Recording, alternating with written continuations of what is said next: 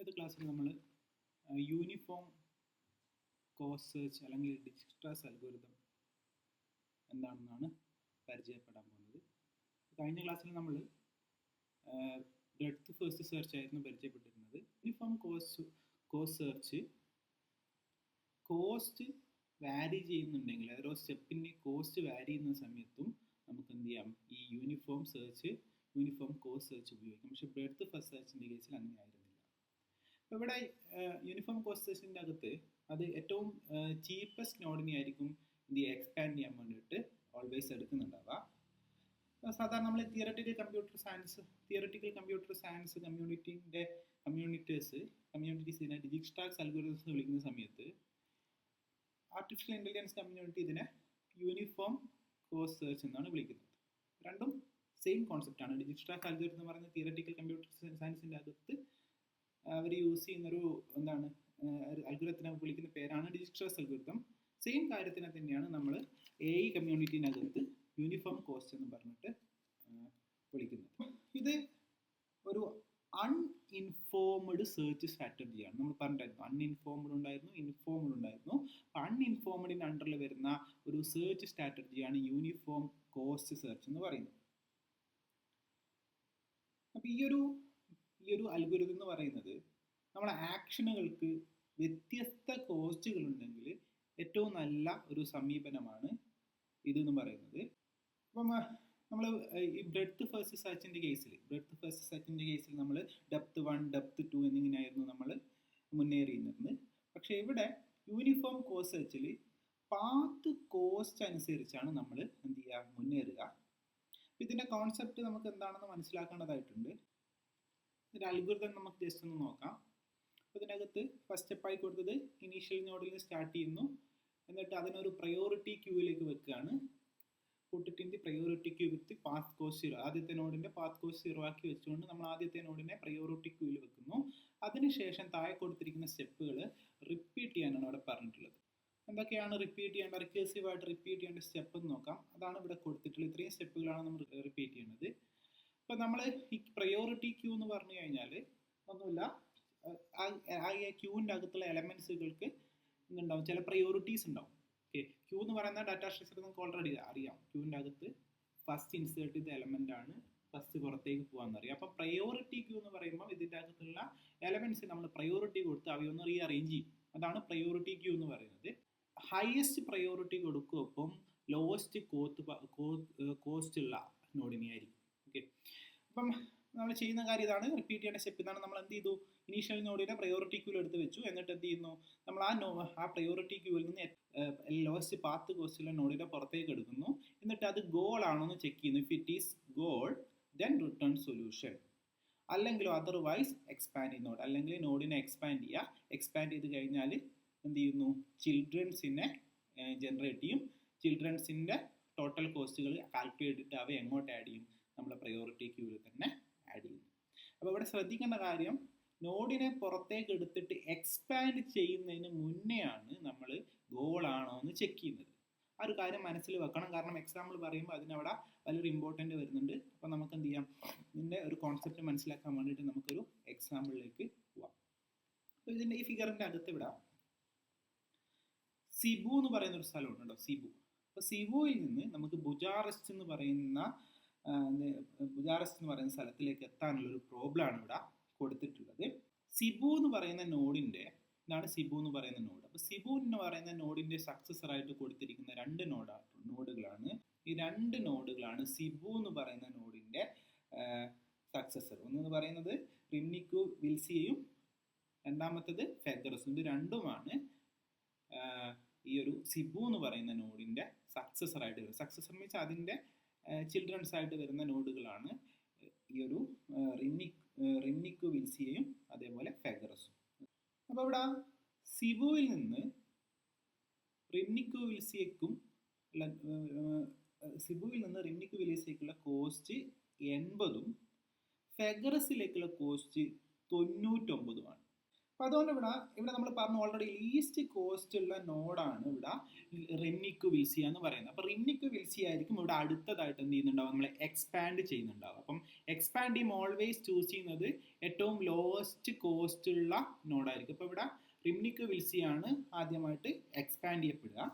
അപ്പോൾ അങ്ങനെ എക്സ്പാൻഡ് ചെയ്യുന്ന പക്ഷം, അങ്ങനെ റിംനിക് വിൽസിയ നമ്മൾ എക്സ്പാൻഡ് ചെയ്യുന്ന പക്ഷം പിറ്റ്സ്റ്റി എന്ന് പറയുന്ന ചിൽഡ്രൻ അവിടെ വരികയാണ്. പിറ്റ്സ്റ്റി അണ്ടോ റിംനിക് വിൽസിയ ഈ ഒരു പാത്താണ് നമ്മൾ ചൂസ് ചെയ്യുന്നത്. കാരണം ഇതിനാണ് ഇതും കമ്പയർ ചെയ്യുന്ന സമയത്ത് കോസ്റ്റ് എവിടെയാണ് കുറവ്, റിംനിക് വിൽസിയക്കാണ് കോസ്റ്റ് കുറവ്. അപ്പം അങ്ങനെ റിംനിക് വിൽസിയ നമ്മൾ എക്സ്പാൻഡ് ചെയ്യുന്ന പക്ഷം എന്ത് ചെയ്യുന്നു, പിറ്റ്സ്റ്റി എന്ന് പറയുന്ന ഒരു ചിൽഡ്രൻ അവിടെ അതിലേക്ക് വന്നു ചേരുകയാണ്.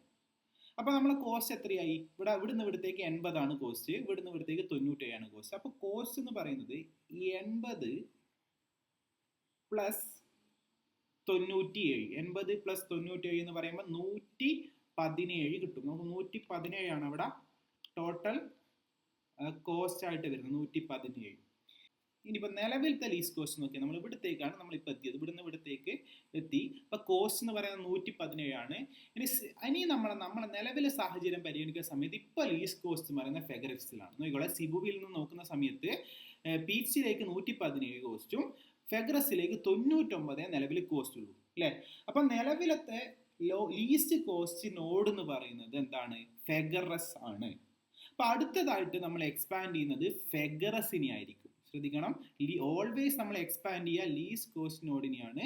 പിന്നെ നിലവിലത്തെ ലീസ്റ്റ് കോസ്റ്റ് എന്ന് പറയുന്നത് 117ഉം 99 കമ്പയർ ചെയ്യുന്ന സമയത്ത് ലീസ്റ്റ് കോസ്റ്റ് എന്ന് പറയുന്നത് 99. അതായത് ഫെഗറസ് എന്ന് പറയുന്ന നോഡാണ് അവിടെ ലീസ്റ്റ് കോസ്റ്റ് നോഡ് എന്ന് പറയുന്നത്. സോ അടുത്തതായിട്ട് നമ്മൾ എക്സ്പാൻഡ് ചെയ്യുക ഇതിനെയായിരിക്കും. അപ്പോൾ ഇതിനെ എക്സ്പാൻഡ് ചെയ്യുന്ന പക്ഷം അവിടുന്ന് ബുജാറസ്റ്റിലേക്ക് ഉള്ള ഒരു കോസ്റ്റ് കൂടെ അവിടെ ടോട്ടൽ കോസ്റ്റിലേക്ക് ആഡ് ചെയ്യും. അതായത് ഫെഗറസിനെ നമ്മൾ എക്സ്പാൻഡ് ചെയ്യും. ഫെഗറസിനെ എക്സ്പാൻഡ് ചെയ്യുന്നതിന് മുന്നേ അത് ഗോളാന്നൊക്കെ നമ്മൾ ചെക്ക് ചെയ്യുന്നുണ്ടാവും അല്ലേ.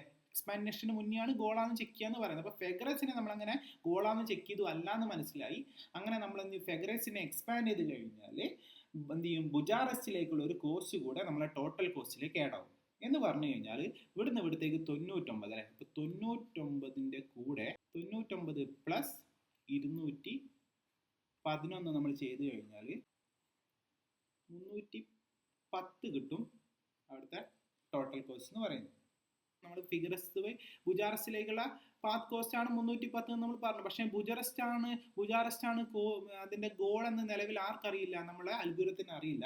അൽഗോരിതം എപ്പോഴാണ് അത് ഗോളാണെന്ന് നോക്കുള്ളൂ, അത് എക്സ്പാൻഡ് ചെയ്യുമ്പോൾ മാത്രമാണ് ഗോളാന്ന് നോക്കുന്നു. അല്ലാതെ നോഡ് ജനറേറ്റ് ചെയ്യുന്ന സമയത്തല്ല അത് ഗോളാണോ എന്ന് നോക്കുന്നത് മനസ്സിലായി. അപ്പം നോഡ് ഇവിടെ ജനറേറ്റേ ആയിട്ടുള്ളൂ, ബുജാറസ് എന്ന് പറയുന്ന നോഡ് ജനറേറ്റേ ആയിട്ടുള്ളൂ, അതിൻ്റെ എക്സ്പാൻഷൻ സ്റ്റേജിലേക്ക് നമ്മൾ പോയിട്ടില്ല. സോ അൽഗോരിതത്തിന് നിലവിൽ എന്തറിയില്ല, ഇത് ഗോളാണോ എന്ന് അതിനറിയില്ല, കാരണം അത് ചെക്ക് ചെയ്തിട്ടില്ല. ഇപ്പോൾ ചെക്ക് ചെയ്യുള്ളൂ ഇതിനെ എക്സ്പാൻഡ് ചെയ്യുന്ന സമയത്താണ്. ഓക്കെ, അപ്പം നിലവിൽ നമ്മൾ അൽഗോരിതം അപ്പം എന്ത് ചെയ്യും, അൽഗോരിതം നിലവിൽ ഗോളിലേക്കുള്ള പാത്ത് എന്ത് ചെയ്തിട്ടില്ല, ഡിറ്റക്ട് ചെയ്തിട്ടില്ല. സോ അൽഗോരിതം എന്ത് ചെയ്യും, പ്രോസസ്സ് കണ്ടിന്യൂ. അപ്പോൾ ഇനി ഏതായിരിക്കും ചൂസ് ചെയ്യുക, ഇനി നമ്മൾ നോക്കിയേ, ഇവിടെ 117 ഇവിടെ 310 ആണ് അല്ലേ. 310 ഉണ്ട് 117 ഉണ്ട്. അപ്പോൾ ഇത് രണ്ടും കമ്പയർ ചെയ്യുന്ന സമയത്ത് നമുക്കറിയാം 117 ആണ് അവിടുത്തെ ലോവസ്റ്റ് കോസ്റ്റ് എന്ന് പറയുന്നത്. സോ അൽഗോരിതം ചൂസ് ചെയ്യുന്നത് എന്തായിരിക്കും, പീറ്റ്സിനെ ആയിരിക്കും അത് എക്സ്പാൻഡ് ചെയ്യാൻ തുടങ്ങുക. അപ്പോൾ പീസിനെ എക്സ്പാൻഡ് ചെയ്യുന്ന മുമ്പേ പീസ് ഗോളാണോ നോക്കും. അങ്ങനെ പീസിനെ എന്ത് ചെയ്യുന്നു, പീസിനെ എക്സ്പാൻഡ് ചെയ്യുന്ന സമയത്ത് ബുജാറസ്റ്റിലേക്ക് എന്ത് വന്നു, അവിടെ ഒരു പാത്ത് വന്നു. അതായത് അവിടെ എന്ത് ചെയ്തു, അതിന്റെ ടോട്ടൽ കോസ്റ്റ് എന്ന് പറയുന്നത് എന്തായി മാറുന്നു, 80 പ്ലസ് 97 പ്ലസ് 101. അപ്പോൾ 80 പ്ലസ് 97 കണ്ടപ്പോൾ 117 കിട്ടിയിട്ടുണ്ട്. ആ 117ന്റെ കൂടെ നമ്മൾ എന്ത് ചെയ്യണം, ഈ 101 കൂടെ ആഡ് ചെയ്യണം. അപ്പോൾ 101 കൂടെ ഇതിന്റെ കൂടെ നമ്മൾ ആഡ് ചെയ്ത് കഴിഞ്ഞാൽ 117ന്റെ കൂടെ ആഡ് ചെയ്ത് കഴിഞ്ഞാൽ നമുക്ക് 278 കിട്ടും. 278 കിട്ടും. അപ്പം ഇനി നമ്മൾ ചെയ്യുന്ന കാര്യം എന്തായിരിക്കും, 278നെയും 310നെയും കമ്പയർ ചെയ്യും. 278ഉം 310ഉം കമ്പയർ ചെയ്യുമ്പോൾ 278ആണ് ലോവസ്റ്റ് കോസ്റ്റ് എന്ന് പറയുന്നത്. സോ നമ്മൾ ഈ പ്രീവിയസ് പാത്തിനെ അവിടെ അത് റീപ്ലേസ് ചെയ്യും. അതായത് നമ്മൾ ഇതിനെ എന്നിട്ട് എന്ത് ചെയ്യും, ഇതിനെ ഫ്രണ്ടിയറിലേക്ക് നമ്മൾ ആഡ് ചെയ്യും. അപ്പം നമ്മൾ അടുത്തതായി ഈ നോഡിനെ നമ്മൾ എക്സ്പാൻഡ് ചെയ്യുന്ന സമയത്ത് നമ്മൾ അത് ഈ ഒരു നോഡിനെ എക്സ്പാൻഡ് ചെയ്യുന്ന സമയത്ത് അത് ഗോളാണെന്ന് നമ്മൾ ചെക്ക് ചെയ്യും. ഗോളാണെന്ന് നോക്കിയിട്ട് ഗോൾ അല്ലെങ്കിൽ അതിനെ എക്സ്പാൻഡ് ചെയ്യും. അപ്പോൾ അതുകൊണ്ട് ഇവിടെ ഇത് ഗോൾ ആയതുകൊണ്ട്, ബുജാറസ്റ്റ് നമ്മൾ ഗോൾ ആയതുകൊണ്ട് അതെന്ത് ചെയ്യുന്നു, അവിടെ എന്ത് ചെയ്യുന്നു, അതുകൊണ്ട് ഇത് ഗോളിനെ ചെയ്യാം.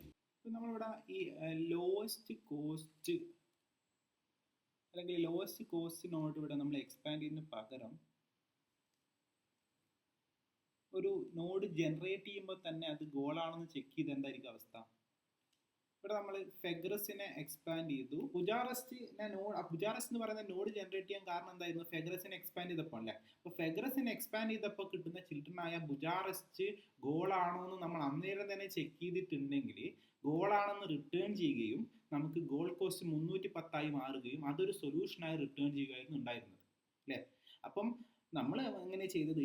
ആക്ച്വലി നമ്മൾ നോഡ് ജനറേറ്റ് ചെയ്യുമ്പോഴല്ല, ബുജാറസ് എന്ന് പറയുന്ന നോഡ് ഫെഗ്രസിനെ എക്സ്പാൻഡ് ചെയ്തപ്പോൾ ബുജാറസ് എന്ന് പറയുന്ന നോഡ് കിട്ടി. പക്ഷേങ്കിൽ ബുജാറസ്റ്റ് ഇത് ഗോളാണോ നമ്മൾ നോക്കുന്നത് എപ്പോഴല്ല? ഈ ബുജാറസ്റ്റ് എന്ന് പറയുന്ന നോഡ് ജനറേറ്റ് ചെയ്ത സമയത്തല്ല, ബുജാറസ്റ്റിനെ എക്സ്പാൻഡ് ചെയ്യുന്ന സമയത്തായിരിക്കും. ബുജാറസ്റ്റ് ജനറേറ്റ് ചെയ്ത ഉടനെ തന്നെയാണ് ഗോൾ എന്ന് ചെക്ക് ചെയ്തതെങ്കിൽ നമുക്ക് എന്ത് ചെയ്യും? ഇത് ഗോളാണെന്ന് റിട്ടേൺ ചെയ്യും. ബുജാറസ്റ്റ് ആണ് ഗോൾ നമുക്കറിയാം, അപ്പോൾ ബുജാറസ്റ്റ് ഗോളാണെന്ന് റിട്ടേൺ ചെയ്യും. അപ്പോൾ ഇവിടത്തേക്കുള്ള പാത്ത് കോസ്റ്റ് എത്രയാണ് ടോട്ടൽ വരിക? 99 + 210, 310 ആയിരിക്കും ഇവിടെ ഗോൾ കോസ്റ്റ്. പക്ഷെ നമ്മൾ ആക്ച്വലി എങ്ങനെ എപ്പോഴാണ് ചെക്ക് ചെയ്യുന്നുള്ളൂ? നമ്മൾ ഒരു നോഡ് ഗോളാണോ നോക്കുക, അത് എക്സ്പാൻഡ് ചെയ്യുന്ന സമയത്ത് മാത്രം. അങ്ങനെ ചെയ്തത് കൊണ്ടാണ് നമുക്ക് ഇവിടെ ലോവസ്റ്റ് കോസ്റ്റുള്ള പാത്തായിട്ട് ഈ ഒരു പാത്ത് കിട്ടിയത്. അതായത് സിബുവിൽ നിന്ന് റിംനിക്കോ വിൽസ പീസ്റ്റി അതെ ദെൻ ബുജാറസ്റ്റ്. അങ്ങനെ വരുമ്പോൾ നമുക്ക് പാത്ത് കോസ്റ്റ് എത്രയാവുന്നുള്ളൂ? 278 ആവുന്നുള്ളൂ. ഓക്കെ, അപ്പം അതുകൊണ്ട് ഒരു നോഡിനെ ഗോളാണെന്ന് ചെക്ക് ചെയ്യുന്നത് എക്സ്പാൻഡ് ചെയ്യുന്ന സമയത്തായിരിക്കണം.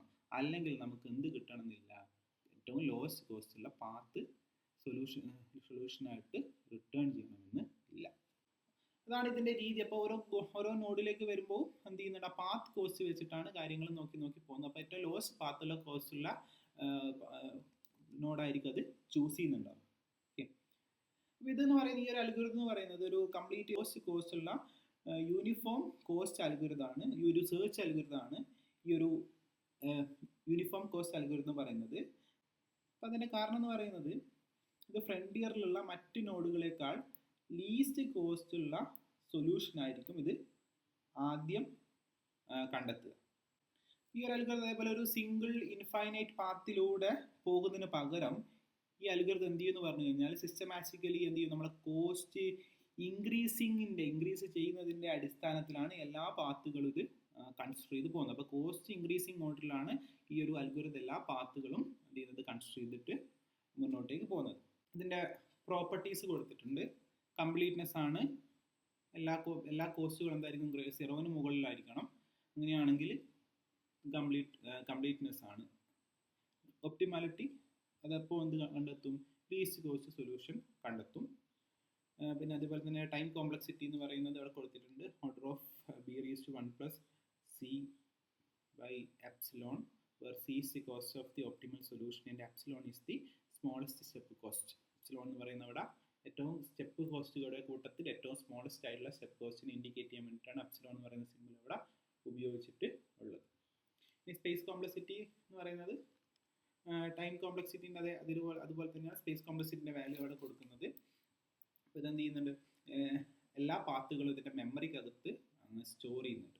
അപ്പോൾ എപ്പോഴാണ് നമ്മൾ ഈ ഒരു UCS സെർച്ച് അൽഗോരിതം യൂസ് ചെയ്യേണ്ടതെന്ന് പറഞ്ഞു കഴിഞ്ഞാൽ, ഒരു സാഹചര്യം എന്ന് പറയുന്നത് സ്റ്റെപ്പ് കോസ്റ്റ് ഈക്വൽ അല്ലാത്ത സാഹചര്യത്തിൽ നമുക്ക് എന്ത് ചെയ്യാം? അതായത് ഡിഫറൻറ്റ് സ്റ്റെപ്പ് കോസ്റ്റ് ഉള്ള ഒരു സാഹചര്യത്തിൽ നമുക്ക് UCS ഉപയോഗിക്കാം.